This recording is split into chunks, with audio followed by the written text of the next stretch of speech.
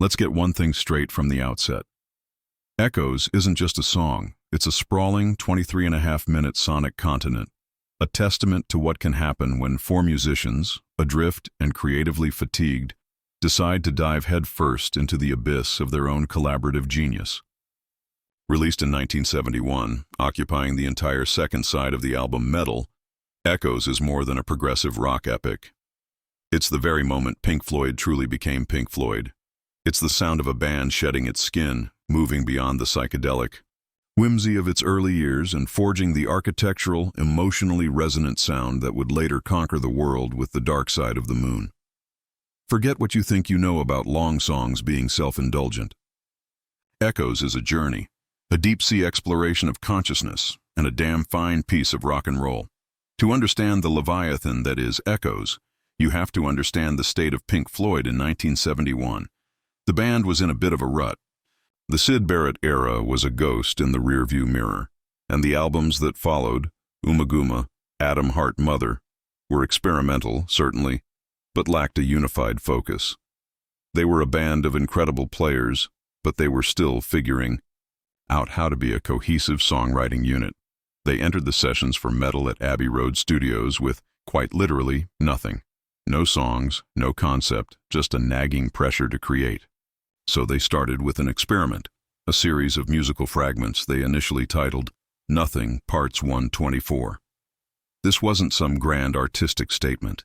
It was a desperate, almost primal act of creation born from a creative vacuum. And then, a sound. A single resonant ping. It's the first thing you hear, a sonar pulse cutting through the silence. This wasn't a synthesizer or some studio trickery in the modern sense. It was Richard Wright, the band's criminally underrated keyboard maestro, playing a single B-flat note on a grand piano. The signal was then fed through a Leslie rotating speaker, the kind that gives Hammond organs their signature swirling, ethereal sound. The result is a sound that is both organic and otherworldly, a perfect encapsulation of what Pink Floyd was becoming. That ping is the key that unlocks Echoes. It's a call from the deep, an invitation to the listener to submerge themselves in the sonic world the band is about to build. It's a sound that, even today, can send shivers down the spine of any Floyd aficionado, a Pavlovian trigger for the epic journey to come. From that single note, the piece begins to unfold, layer by delicate layer. David Gilmour's slide guitar enters not with a roar, but with a mournful, wail-like cry. This iconic sound, often mistaken for a sophisticated effect, was a happy accident. A roadie had plugged Gilmour's wah-wah pedal in backwards, reversing the input and output. The resulting shrieking feedback, when tamed by Gilmour's masterful touch, became the voice of some deep-sea creature, haunting and beautiful. It's a prime example of the band's genius for turning mistakes into magic, for finding music in the noise. Then the vocals enter, a serene, harmonized duet between Gilmour and Wright. This vocal blend would become a hallmark of the classic Floyd sound, a perfect marriage of Gilmour's smooth, melodic delivery and Wright's gentle, soulful timbre. The lyrics, penned by Roger Waters, are where the song's thematic heart begins to beat. Overhead, the albatross hangs motionless upon the air, and deep beneath the rolling waves in labyrinths of coral caves, the echo of a distant tide comes willowing across the sand. This isn't your typical rock and roll fare. Waters was drawing inspiration from a poem by Muhammad Iqbal titled Two Planets, which explored the longing for connection between celestial bodies. Waters, however, transposed this cosmic yearning to an aquatic realm, using the ocean as a metaphor for the collective unconscious and the deep, often unspoken connections between human beings. He later stated the lyrics were about the potential that human beings have for recognizing each other's humanity and responding to it, with empathy rather than antipathy.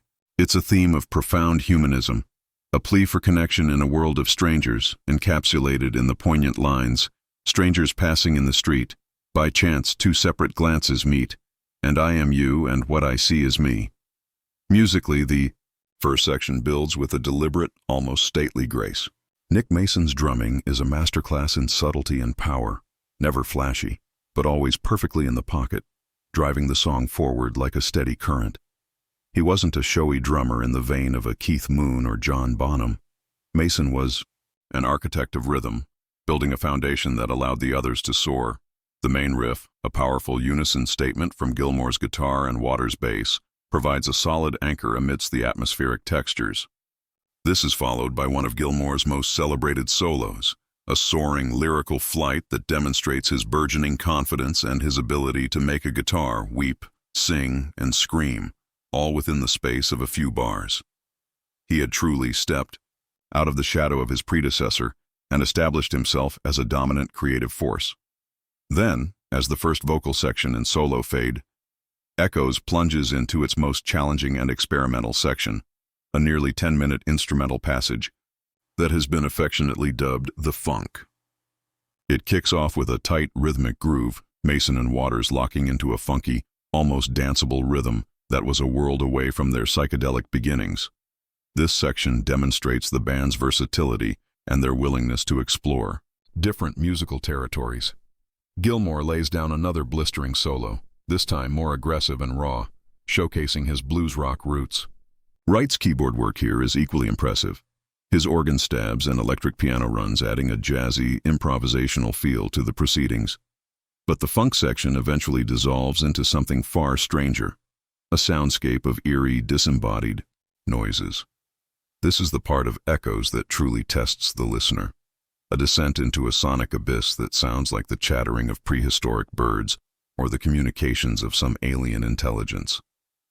This avant-garde middle section was a collage of studio experimentation. The seagull sounds were famously created by Gilmour's reversed wah-wah pedal, while other effects were achieved through Waters' experiments with his bass and a slide, and the band's general penchant for musique concrète, the use of recorded sounds as musical material.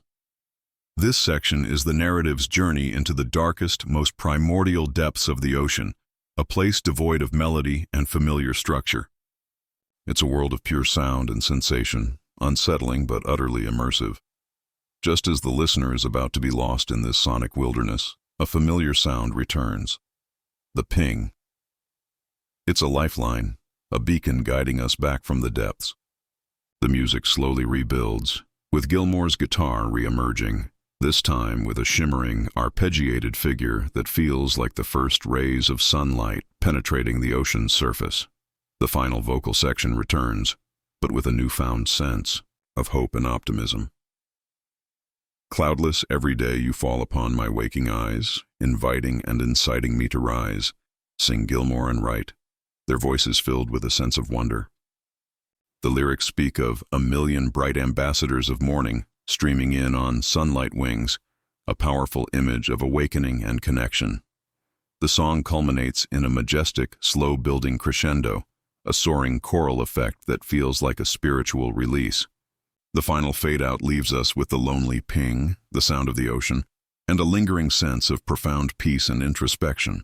No discussion of Echoes would be complete without mentioning its legendary performance in Adrian Mabin's 1972 film, Pink Floyd, Live at Pompeii. Filmed in the ancient Roman amphitheater in Pompeii with no audience, the performance is raw, powerful, and visually stunning. It captures the band at the absolute peak of their powers, a four-headed musical, Hydra in perfect sync. The Pompeii version of Echoes is, for many, the definitive one, a perfect marriage of sound and vision that cemented the song's mythical status. There's also the persistent and officially denied rumor of the song's synchronization with the final segment of Stanley Kubrick's 1968 film, 2001: A Space Odyssey. When Echoes is played concurrently with the Jupiter and Beyond the Infinite sequence, the coincidences are uncanny. The musical shifts seem to align perfectly with the film's visual transitions, creating a powerful and immersive audio-visual experience.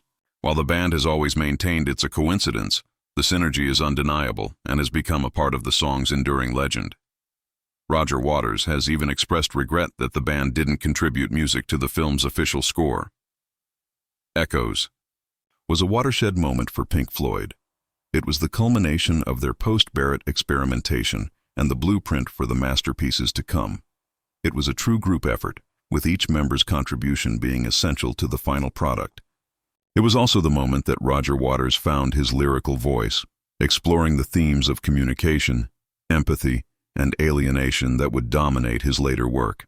And it was the moment that David Gilmour and Richard Wright forged their signature, vocal and instrumental partnership, a sound that would define Pink Floyd for a generation. Even Andrew Lloyd Webber wasn't immune to its charms, with Waters accusing him of lifting the main riff for the Phantom of the Opera. More than anything, Echoes is a monumental piece of music that demands to be experienced. It's not a song for the impatient or the casual listener. It's a deep dive, a commitment,